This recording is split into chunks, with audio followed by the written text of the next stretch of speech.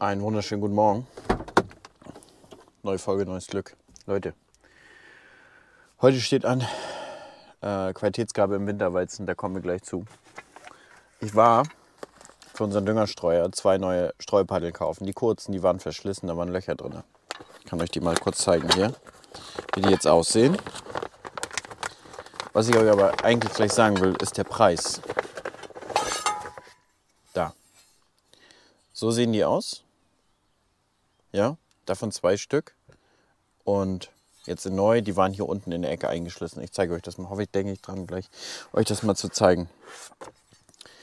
Ich habe 2 Stück davon gekauft und 2 Stück kosten, bleibt sitzen, 350 €. Für das. Also quasi 170, 175 € für einen von diesen. Für die Firma Rauch.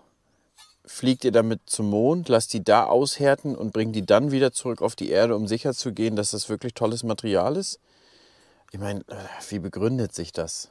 Also wie begründen sich hier klar, das ist präzise gefertigt und so, dass es richtig nachher wirft und das ist hier beschichtet so. Aber selbst wenn es Teflon beschichtet wäre, eine Bratpfanne kostet auch nicht 180 €. Gut, eine teure ja, aber wie begründet ihr dafür 175 € Firma Rauch? Wahnsinn. Das ist, in meinen Augen, könnt ihr gerne in den Kommentar schreiben, ist das der Preis doch schon fast Abzocker oder was? Das ist doch der Wahnsinn. So, wir müssen in Gang kommen. Ich habe jetzt schon gestartet, ich habe jetzt den Dünger eingegeben. 800 Drehzahl, habe hinten den Düngerstreuer angebaut, der wird ja ein bisschen höher gebaut tatsächlich. Und die Frage ist, ich komme auch manchmal noch nicht richtig mit den Anbauhöhen klar, kann man ja auswählen. Aber wenn in der Streutabelle 50-50 steht, dann muss ich auch 50-50 fahren. Das heißt 50 cm über der Wurfhöhe, oder? Oder 50 cm über dem Bestand, da könnt ihr mir gerne mal Nachhilfe geben. Genau, jetzt haben wir hier die Kilogramm pro Hektar. Da zeigt er schon mal die N an und wir fahren jetzt erstmal los.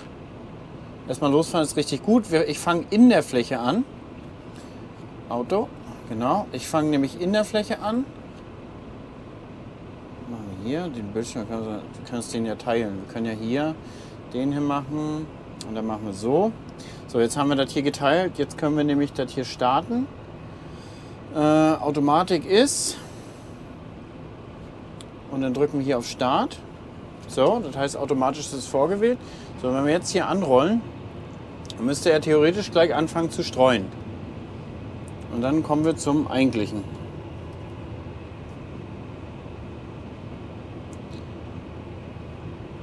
Ja, er streut. Aber wisst ihr was? Ich muss noch mein RTK eingeben. Ich habe mein RTK noch nicht drin. So, ich habe jetzt hier eingegeben, ich will 7 Tonnen ernten für den Sensor und möchte gern A-Weizen ernten, also auf Qualität A aufdüngen. Und wir haben BBCH-Stadium 60. Das heißt, die Ähre ist ausgeschoben, die Ähre ist auch ausgeschoben. Und jetzt können wir hier durchfahren. Jetzt sehen wir hier, ist aber 50 N, die er gerade gegeben hat. Und so schwankt er die ganze Zeit hin und her, guckt sich jetzt die Versorgung an. Und das Interessante halt, im Mittel guckt er, wie ist die Ertragszone dahinter. Ja? Das heißt, der Sensor an sich ist ja nicht ultrafach intelligent, der arbeitet ja Parameter. Parameter, die man quasi als Ackerbauer ihm vorgibt, die man dann gerne hätte. Ein bisschen gucken, wie weit er jetzt hier wirft. Ah, sieht gut aus, der wirft bis zur anderen Fahrgasse. Auch geil, wie ich das eben ausgemacht habe, ja. Übrigens da ein Kessel von den Wildschweinen. Also, der arbeitet Parameter ab, dieser Sensor. Und wir geben ihm die Parameter vor. Das heißt, wir sagen, wie viel wir gern ernten möchten im Mittel. Und auf welche Qualität wir hingehen wollen und welches BBCH-Stadium, welches Stadium wir aktuell haben. Ja, der ist jetzt nicht super intelligent und der fährt jetzt hier nicht rüber und sagt, der Weizen sieht aber gut aus, hier wird er 8 Tonnen ernten. Nee, das müssen wir vorgeben. Das ist quasi das Gefühl des Landwirts. Jetzt könnt ihr hingehen und sagen, ja, man kann ja auch sagen, man will 10 Tonnen ernten. Ja, dann muss das aber auch der Acker hergeben. Ja? Du kannst ja Nährstoffe raufstreuen wie ein Wahnsinniger. Aber wenn 10 Tonnen nicht kommen, dann kommen 10 Tonnen nicht. Ja? das muss schon der Landwirt für sich ungefähr bestimmen, wann macht es Sinn, wann macht es keinen Sinn. Und wie gesagt, das würde jetzt nichts bringen, wenn du hier sagst, du wirst hier 10 Tonnen ernten und die erntest einfach nicht, dann hast du wahnsinnig viel Stickstoff ausgegeben. Und wahnsinnig viel Geld für Stickstoff ausgegeben. So, ich habe jetzt mal die N-Trip-Daten eingegeben, das heißt, wir fahren jetzt mit RTK, wir haben jetzt meine Fahrgasse. Das hier ist Winterweizen in Direktsaat und dieses Jahr, wir hatten wirklich Wasser, muss man sagen, wir hatten Wasser, die Bestände sehen gut aus. Ich muss aber gestehen, Leute, ich habe bis jetzt das Ganze ohne Fungizid und ohne Wachstumsregler gefahren. Ohne Fungizid, die Bestände waren sauber. Ich werde jetzt aber eins fahren, einfach um das Farnblatt zu schützen. Und Wachstumsregler, ich habe es schlichtweg nicht geschafft. Ja? So ein Haus, so ein frisch geborenes Kind, das zieht richtig. Dann hatten wir noch eine sehr warme Periode zwischendurch, eine sehr kalte Periode. In der warmen Periode, wenn kein Wasser da ist, dann beeinflusst man auch das Wurzelwachstum der Pflanze. Das heißt, das war eine wirklich gute Entscheidung, das wegzulassen. Und in der kalten Periode kneift dieses Mittel besonders doll. Empfehlung ist ja bei warmen Witterung wirklich auch mit Sonneneinstrahlung Wachstumsregler zu fahren. Und da diese Punkte alle nicht gegeben waren, habe ich jetzt nicht gefahren. Ich habe mir dann extra noch ein Mittel bestellt, was ich bis BBCA 49 hätte fahren können. Das heißt, ich hätte noch was machen können, aber nichtsdestotrotz, der Bestand federt relativ gut, ja. Und da ich ja sowieso nicht mit so extrem viel Stickstoff arbeite, dann noch Ammonium betont dünge und durch die Gärreste auch noch eine ammoniumbetonte Ernährung habe, habe ich auch nicht so diese krassen nach vorne schießenden Bestände, ja. Das heißt, die wollen jetzt nicht so krass üppig werden und die sehen jetzt gut aus. Die sind aber auch nicht überdimensional üppig und dicht. Ich finde es ganz gut. Das sind ja auch richtige Einzelährentypen eigentlich. Also der Informer, den sieht man hier so ein bisschen rausstechen mit den Einzelähren. Dazwischen steht der Spektral. Ja, das ist jetzt hier die beiden Sorten. Das sind jetzt nur B-Sorten. Ich habe jetzt aber dem Sensor gesagt, ich möchte hier eine A-Qualität ernten, weil der Informer wirklich auch einer ist, der mit dem Protein am Ende wirklich zu tun hat. Und ich habe noch die Möglichkeit. Ja? Das heißt, ich habe meine Stickstoffmengen hier überhaupt nicht ausgeschöpft. Ich kann da noch ein bisschen was machen. Und deswegen sage ich lieber, jetzt fahren wir das mit rein. Der steht gut, ja, überall. Ein paar Sandkuppen sind weggebrannt. Wir fahren jetzt hier gleich mal den Sandhang ab. Ja? Ich kann euch das ja mal hier zeigen. Wir fahren jetzt da in diese Zone rein.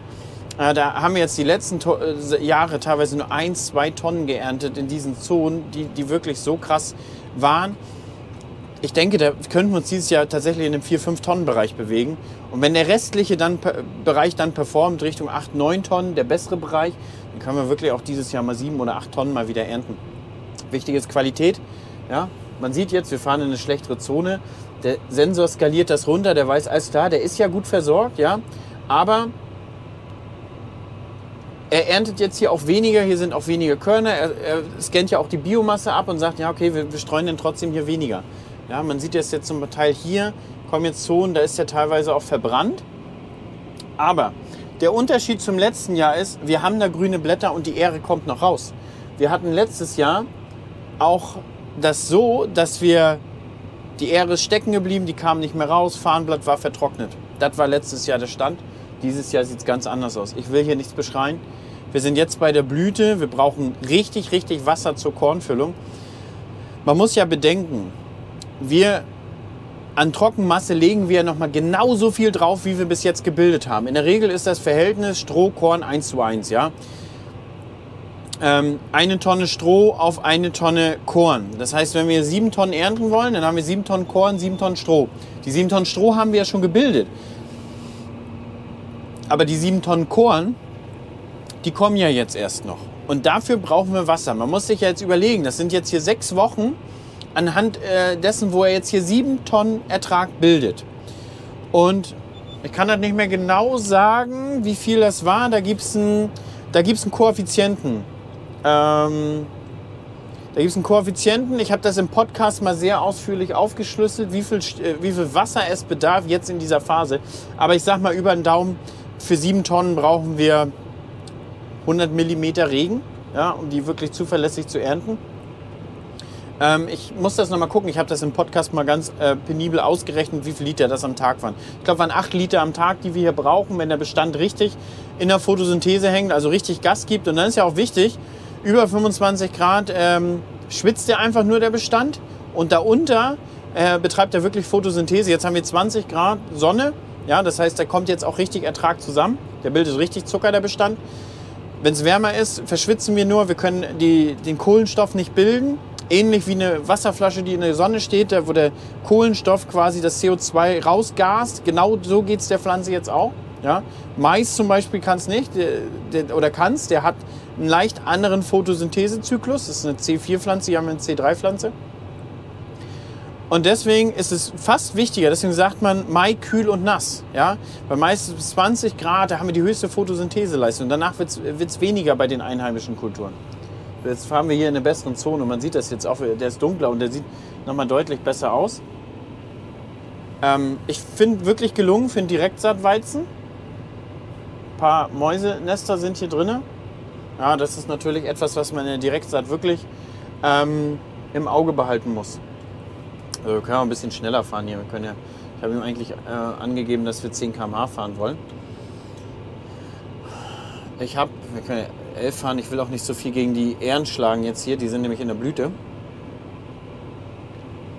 Wir können jetzt auch, also ich habe das jetzt auch so gemacht, ich fahre jetzt erst im Bestand und dann das Vorgewende. Ich habe ja hier durch Section Control ihm die Möglichkeit zu sagen, dass ich die Vorgewende zum Ende fahren möchte und er so an der Vorgewendelinie abschaltet.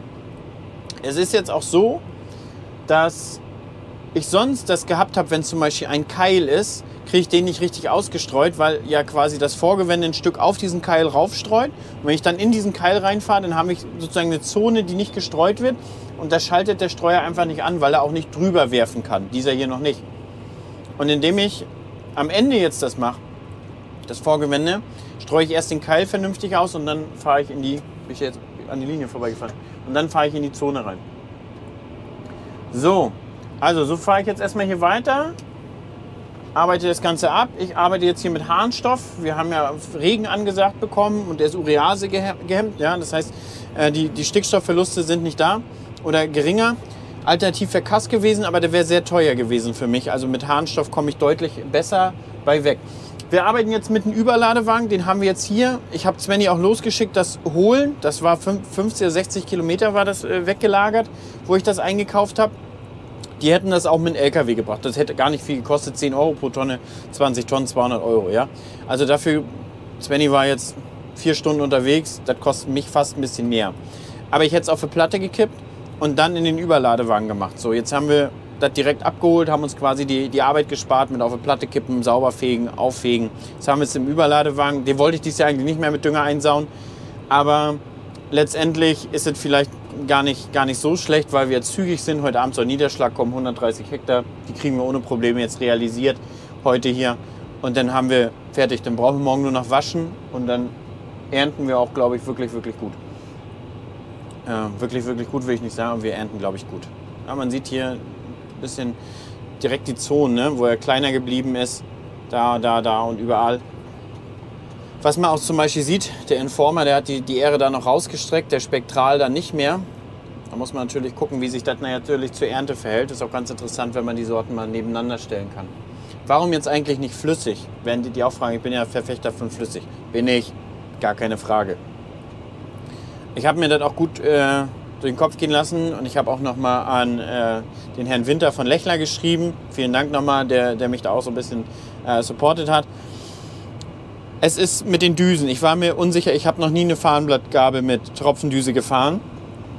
Und ich habe gesagt, wie sieht es aus? Er hat gesagt, wenn das Farnblatt trocken ist, Wachsschicht hat, noch gut nach oben steht, dann perlt das Ganze gut ab, kannst du machen. Sobald das Farnblatt sich aber so ein bisschen legt, die Ähre kommt, sie ist mit Ätzschäden zu rechnen. Und das wollen wir nicht. Dann habe ich mir daraufhin auch nochmal, seht ihr, hier ist zum Beispiel 0 Kilo auf dem Hektar, weil er sagt, hier ist so gut versorgt, hier in der Senke. Dann habe ich mir das nochmal beim Dings geben lassen. Also ich habe mir dann nochmal ein Angebot geholt für Schleppschläuche für die Spritze. 2.500 Euro. Habe ich gedacht, naja, wenn du jetzt Dünger kaufst für die ganze Maßnahme bis bei 5.000 Euro, ja, der Mehrwert muss erstmal drin sein. Dann ist es auch so, die Schleppschläuche hätten 50 cm Reihenabstand von den Düsen her. Und das ist halt ein bisschen doof, das ist halt sehr, sehr weit. Das heißt, nicht alle Pflanzen würden profitieren, sondern nur jede dritte Reihe. Und deswegen habe ich mich jetzt hier für die Gabe beim mit dem Streuer entschieden. Wir haben auch heute gute Bedingungen. Wir hatten die letzten Tage Wind. Heute sind mal gute Bedingungen. Und dann fahren wir das hier fertig. So viel dazu. Ich glaube, ich habe das vorhin schon gesagt. Wichtig ist hier, wenn wir nicht so viel im roten Gebiet zur Verfügung haben an Stickstoff, weil einige fragen, ja, jetzt sind wir rotes Gebiet, wir schaffen die Qualität nicht mehr. Dann müssen wir im Vorfeld einfach reduzieren. Ja? Das heißt, wir müssen in der 30 ein bisschen was wegnehmen, vielleicht die 39 nicht fahren, je nachdem, wie die Pflanzen versorgt sind. Und dann geben wir das wirklich zur Blüte oder zur Ähre hin in die Ähre rein, weil dann erhöhen wir wirklich den Proteingehalt. Ja, wenn wir es aufs Farnblatt geben, dann erhöhen wir auch den Chlorophyllgehalt des Farnblattes. Wir pushen damit das 1000-Korn-Gewicht, gar keine Frage. Aber wenn die Pflanze teilweise ja auch nicht so gut ist mit dem Umlagern, das heißt, es gibt Weizensorten, die lagern extrem gut um, ja, die pushen massiv den Protein nach oben, weil sie selber so viel Protein in sich haben, so viel Stickstoff in sich haben. Und dann gibt es ja welche, die können das nicht so gut. Also ein Informer ist ja zum Beispiel auch so, das scheitert dann immer so ein bisschen an dem Protein.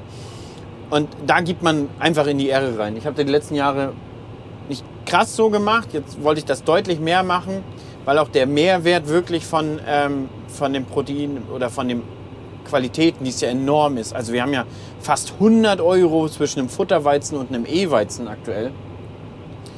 Deswegen vielleicht nächstes Jahr werde ich ja nochmal versuchen, auf ein E zu gehen. Mit A, das hat ja letztes Jahr schon gut geklappt. Früher, weiß ich nicht, habe ich mich das nicht getraut, haben wir es nicht so hingekriegt. Vielleicht waren wir ackerbaulich nicht so gut, vielleicht war ich ackerbaulich noch nicht so gut. Und dass da immer so ein bisschen an die Qualitäten gescheitert ist. Fakt ist aber auf jeden Fall, dass letztes Jahr der Sensor mir die Qualitäten gerettet hat, weil ich hätte nicht so verteilt und ich hätte anders verteilt. Und das ist Fakt. Und unterm Strich fragt ihr ja mal, was hat er gespart? Also letztes Jahr haben wir 5 Tonnen Harnstoff übrig behalten in der letzten Gabe und haben die in der Halle zu stehen gehabt. Die haben wir jetzt übers Jahr verarbeitet gehabt, aber das war so 5 Tonnen, also 2.500 €. Aber was viel entscheidender ist, der hat mir die Qualität gerettet. Ja? Ich habe fast alles in einer A reinbekommen und das ist wirklich enorm viel Geld. Und ich sage euch ganz ehrlich, überlegt mal, aktuell ist nur der Step von Futter auf A oder also von Futter auf A sind, glaube ich, gerade 70 €. Und dazwischen ist irgendwie von Futter auf B. Lasst uns mit 35 € rechnen pro Tonne und wir ernten durchschnittlich 6 Tonnen, sagen wir mal, im schlechten Jahr 6 Tonnen. Dann sind dann 180 € auf dem Hektar. Bei nur allein 100 Hektar wären 18.000 €, die wir durch die Qualitätsgabe quasi optimiert oder besser bekommen. Und dafür hilft einem wirklich so ein Sensor. Jetzt ist es ja so, ich habe die 39 ja ausgelassen. Aber nichtsdestotrotz hatten wir eine gute Stickstoffversorgung. Denn wir hatten ja Gärreste gegeben und die kommen ja dann meistens in dem Zeitraum, wenn dann nochmal Niederschlag kommt, wenn es richtig warm wird, dann mineralisiert das Ganze ja auch und dann gibt es nochmal richtig Gas. Und hier regelt er auch runter. Hier waren wir auf 2 Kilo auf dem Hektar. Also aktuell habe ich ihm gesagt, er soll eigentlich 50 N geben. Das hätte ich jetzt gesagt, 50 N. Und wir bewegen uns bei weitem nicht da. Also wir sind jetzt immer bei 30, mal geht er auf 48 hoch. Er macht aber auch teilweise aus. Und ich zeige euch noch einfach mal, da gehen wir jetzt mal rein, ich zeige euch mal am Computer die Ertragskarte von einem Sandstück vom letzten Jahr. Und da gucken wir uns das auch nochmal mit dem Proteingehalt an, in welche Richtung sich das verändert hat und in welche Richtung sich das verhält. Eins kann ich euch sagen, gute Zonen, noch mehr Stickstoff geben, war auf jeden Fall die Quintessenz von dem Ganzen. Genug gequatscht, ich schmeiße jetzt den Livestream an, die Leute warten.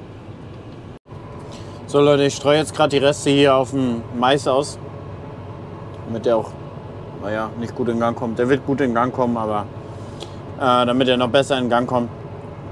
Wisst ihr, was mir aufgefallen ist? Ich habe vergessen, Drohne zu fliegen. Ich habe die heute extra aufgeladen, heute Morgen noch in Windeseile mitgenommen. Und jetzt, Leute, habe ich das vergessen. Und wir hatten es ist so ein schöner Weizen gewesen, überall, overall. Aber was kann ich euch berichten? Nach Grubbern haben wir am meisten Stickstoff gestreut. Das war auch der späteste. Nach Erbsen am wenigsten. Hätte ich das nicht limitiert auf 15 N, die er wenigstens streuen sollte, hätte er nichts gestreut. Verrückt, krass. Also nach Erbsen wirklich die beste Versorgung, obwohl alle Flächen die gleiche Basis gesehen haben. Und mein Lieschen ruft an.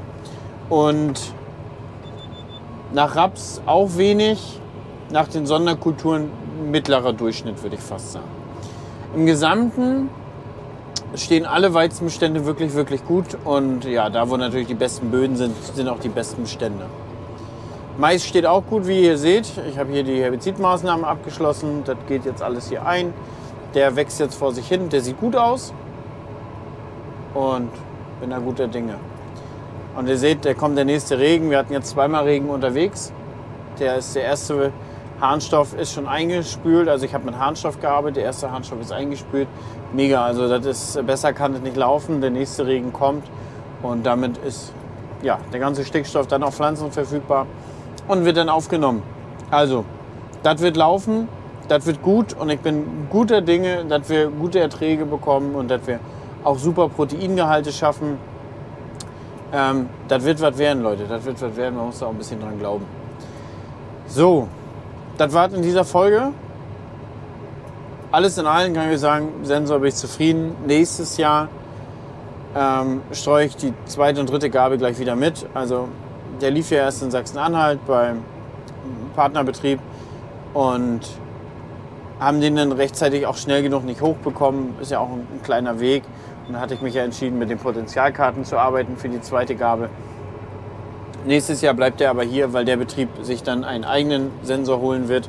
Ja, das klappt da wirklich gut. Das ist auch ein Betrieb, der viel Organik einsetzt. Von daher bestens und ja, ich sage mal wieder danke fürs Zusehen.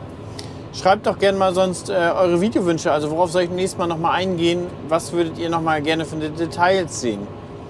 Und dann sehen wir uns, ja, ich glaube, wenn wir hier die letzte Herbizidmaßnahme Mais mal 28 Hektar sind noch, dann ist alles fertig. Und dann bis dann, Leute. Ciao, ciao.